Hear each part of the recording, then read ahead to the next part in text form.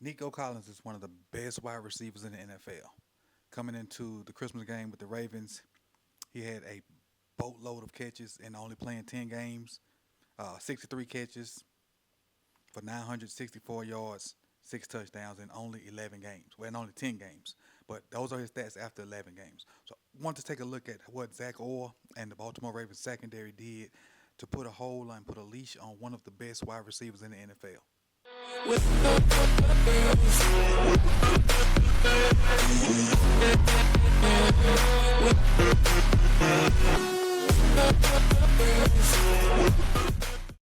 Welcome back, y'all. Let's get into this Nico Collins being clamped film. And Zach Orr and the Baltimore Ravens gave a multitude of looks to Nico. I saw some two, I saw some inverted two, I saw some three, I saw some one, I saw some straight up man, I saw a bunch of different stunts. But this film is going to focus on what they did to Nico Collins. Some other stuff will happen throughout the film, like that pass interference call, but we're just gonna focus on how the Baltimore Ravens defended Nico because we know he's one of the best guys in the NFL. And, even with Tank Dell out, I was a little bit afraid of Nico, but Zach Orr and those guys, they did a hell of a job um, basically paying attention to him and making sure he don't go off. Three catches, that's it. Let's get into it. And I'll have him highlight at the beginning of each play and we'll talk about it. So he got red shoes on, so just pay attention to red shoes if you can't follow along. On this first play. Now, him going across the middle. Like, because he's known to take shallow routes and do something to him. Watch Rowe put hands on him. Watch Rowe put hands on him as he come across the middle of the field. The shallow crosser, nope. I'm going to disrupt that. So you're not the first read. And a lot of times he is CJ's first read. And if you can do things to get CJ off of him the first read, you got an opportunity to slow him down. So right here, they was expecting to get that little shallow crosser and a little free release or whatever. Roquan say, nope, go to somebody else. And by that time, Kyle Van Noy came through with that stunt.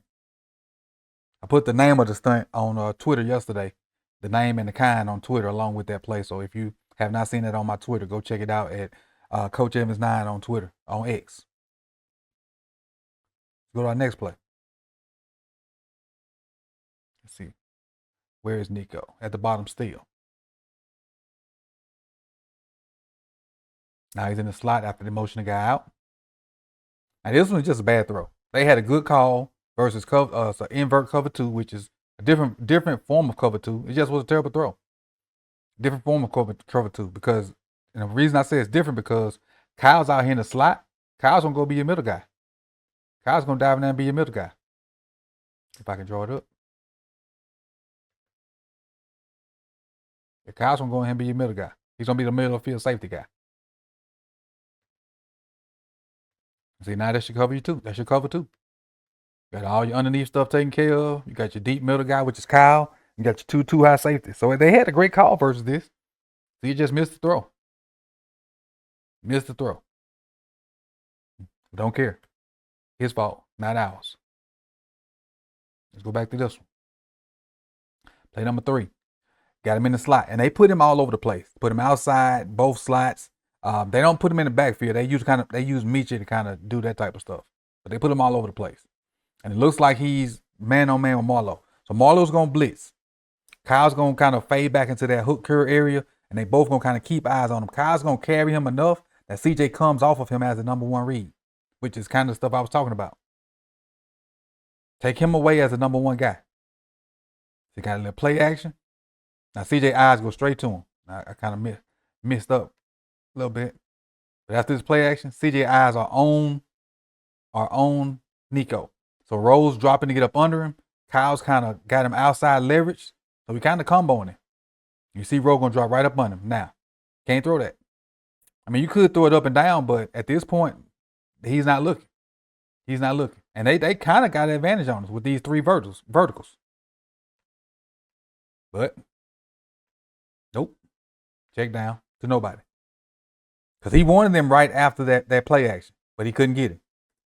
Now, see if I can pause it right after that play action. Marlowe's going to come. Roquan's going to drop out. Kyle's going to kind of cover him, not cover him, but carry him long enough. He just couldn't do nothing with it. But he definitely wanted it. All right, this is the RPO. This is RPO right here. And I got to do a video too. Somebody asked me about the difference between RPO and read option. I keep forgetting to do that video, but I ain't forgot about you. Whoever it is, I ain't forgot about you. But that's the read guy in this RPO. And so you're going to get the RPO. I don't know if it's inside zone or outside zone, but with 2 slants on the backside of it. And so first thing, if he goes with the run fake, you're trying to pull it and hit that first slant. That first slant not open, you reset your feet and come to the second slant. Nico is the second slant at the bottom. All right, so you're reading the guy, he's looking right at it. So Boyd's going with the run. So now you're trying to get that first slant. But look at Kyle is all over that first slant guy. Nope. Can't get it. So then he comes to Brandon Stevens, who was covering Nico on the second slant. Still clamped. Now I got to go somewhere else. Now at this point, 99 going to go get his sack. This is how the front end and the back end work together. We wasn't doing this in the beginning of the year. That's how the front end and the back end work together. They took care of the RPO and got a sack out of it. I think always sitting at 9.5, if I'm not mistaken. All right, Nico right there in the slot. With Marlowe on top of him. So pre-snap, it looks like man. But now with them moving, I'm going to give a zone look. So that's what you're going to get. Rose going to jump out of there right up under Nico. Darius going to drop to the middle, and it's going to kind of sit right above him. And then Marlowe's going to do that little drop toward the middle of the field. And there's going to be a huge triangle around Nico Collins.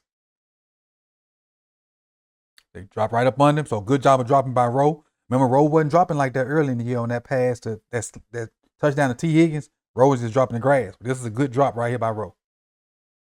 Now he's trying to run a little end cut. Look at that. There's 3 guys right there. Now CJ is going to try to fit it in there. Oh, no, he didn't. He came off of it. I thought he tried to fit it in there. He came off of it. But he's definitely looking right here at Nico. Let me pause it where I see it at. Right there, he's looking at Nico. And now once Nico has that huge bracket around him, he comes off to Mitchell, who's wearing the Grinches. But definitely if you take away Nico and make him come off Nico as the first read, you got a chance to do other stuff, especially if you get pass rush. The key is getting some pass rush, and we got a little bit of pass rush on Christmas. There's him right there. Now the crossers, putting hands on him. You see Boyd putting a hand on him as a crosser. You'll see Brandon Stevens still chasing him in man. Also, Kyle's there waiting on the back. Kyle's not just sitting here waiting on Nico. He's waiting on the back, but Nico's route takes him right into Kyle. And so again, 3 guys kind of in the area of Nico Collins. Now, I think this is the pass interference on Marlowe, which was baloney, but still, look at Nico being defended.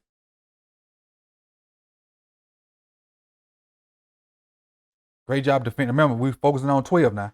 We'll talk about Marlowe's pass interference later. All right, down here at the goal line. Where is he? He is outside at the bottom down here.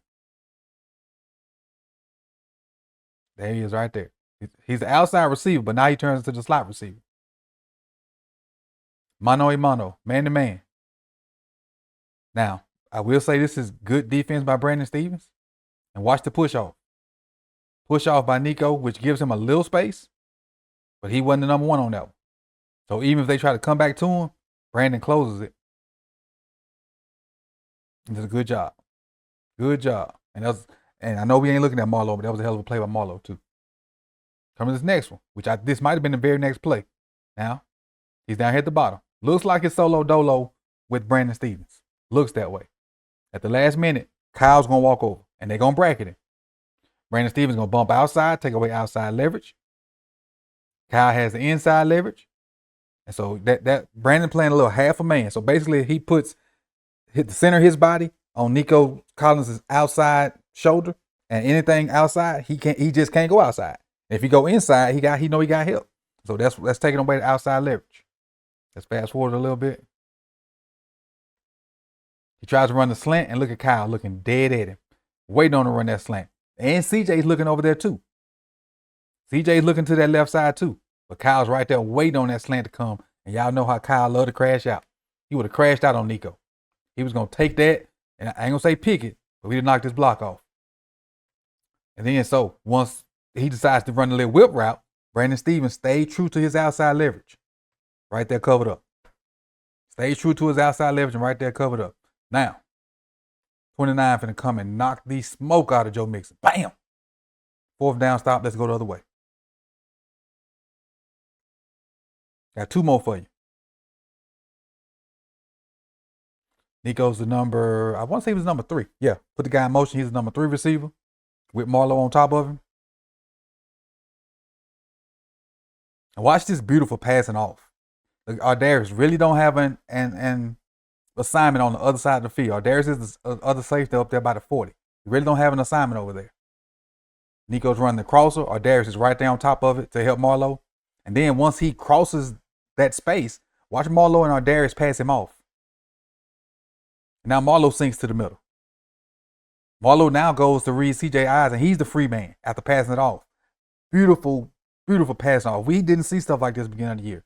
They finally got their communication down, and Darius seemed to be the one to unlock it. Now, did they complete it? Yes. But again, we're talking about Nico and Nico only. Then this last one right here, we get you out of here. He's at the top of your screen, and Rowe's going to drop right up on him again. So Rowe did a good job of taking away any kind of quick end cuts by Nico. And then you got Nate on the outside, leverage up. And when Darius runs to the flat to cover him, it's going to look like a huge triangle, and CJ is going to come off of him to something else. No, he's still going to try to fit this in, I think. He's still going to try to fit this in. See right there? Like, if CJ's looking at that, there's nothing there for him. Rolls up under it, Nate's outside leverage. And yeah, you could have a huge little window after he passed behind Rowe, but that's a tight throw. CJ didn't care. Tried to force it in anyway, and he didn't. So this is just a small sample size of what the Baltimore Ravens did to kind of put the clamps on Nico Collins. And I think Zach Orr and the rest of the defense did a great job of doing that. So I appreciate you guys for coming out. You could have been anywhere in the world, but you chose to be here with me. So like, comment, subscribe, and share. And we'll see y'all soon, man. Appreciate y'all. Peace.